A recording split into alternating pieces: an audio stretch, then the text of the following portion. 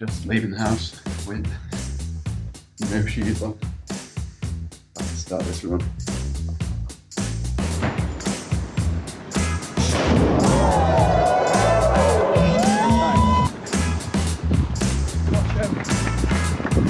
on you, man, that's hard work.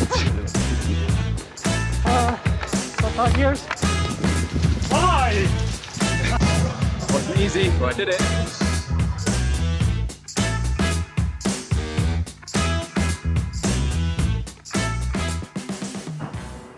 I do enjoy doing some weird shit. It's possible that the reason you clicked on this video is that you're some sort of sadist, like I am. It's also possible that you're not and you're just curious about why someone would run a half marathon through a city wearing no shoes at all. Let's dissect that right now. First things first, yes, I am the same person as that last guy you saw. I've sat on this video for almost exactly a year. I turned 35 in a month. I've wanted to talk about it. I've wanted to make this video for, well, over a year. And I don't know why I couldn't figure it out. Every time I thought about it, I came back to this idea of why did I do it? So let's finish this off. I can't speak for everyone else when it comes to things like this, but I'm sure there are some people out there doing weird things for their own reasons, and they probably aren't the same ones as mine. This is something that 100% has been done before on a much bigger scale. Anna McNuff did roughly 200 times this, 100 marathons with no shoes on. Check her out, I'll link her below.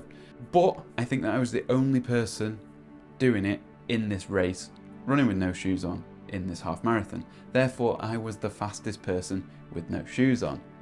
I came first in my race. But that's just more of a fun addition than being the real reason.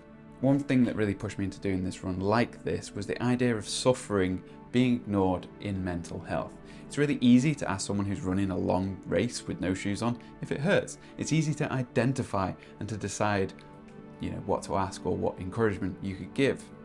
This is not how it works with mental health issues. Often it's not seen at all, and when it is, most people struggle with, what to say and how to act. The reason this was on my mind at the time is because when I started training for this race, I was working with a mental health charity making videos for them. The charity is Live the Buzz. I'll stick a link down below if you want to check them out. But more than all that, I just like to experiment and challenge my body. I think maybe I was exposed to Tim Ferriss at too early an age.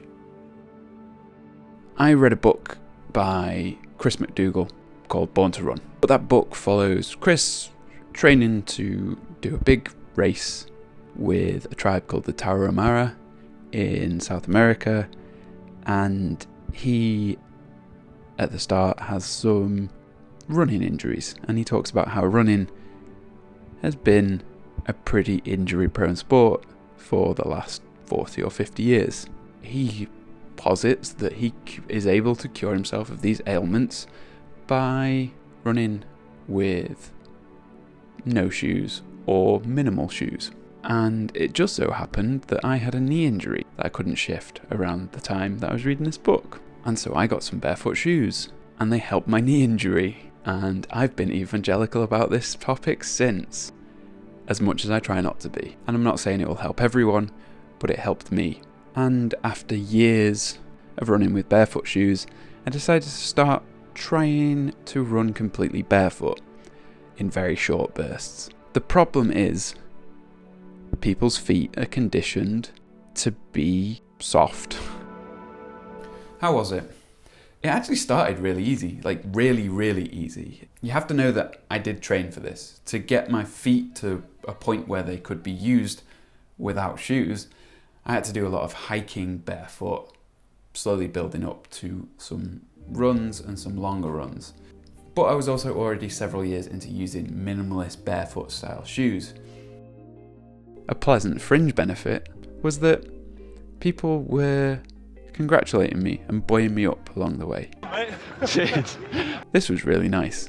In the same way that having a couple of people cheering your name will really help motivate you, having other runners compliment you and congratulate you Felt really good. I didn't anticipate this. It's not something that I expected, but it was really nice. So the actual race didn't even begin to get sore on my feet till about 18 or 19 kilometers, and it was only when I stopped that the actual pain started. As you saw at the start, and I'll put it up again, it did give me some pretty special blisters. But something I noticed on the day was at least 3 people laid up at the side of the course with their bloody trainers off, seemingly unable to continue running because of the state of the feet in the shoes. Now, I was sore afterwards and there were some lovely skin flaps in the following weeks, but there was nothing to write home about. So the conclusion, a few points.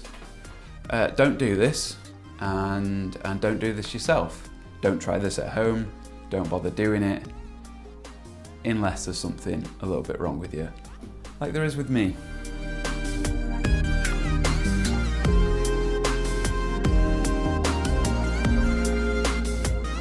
I'll see you next time.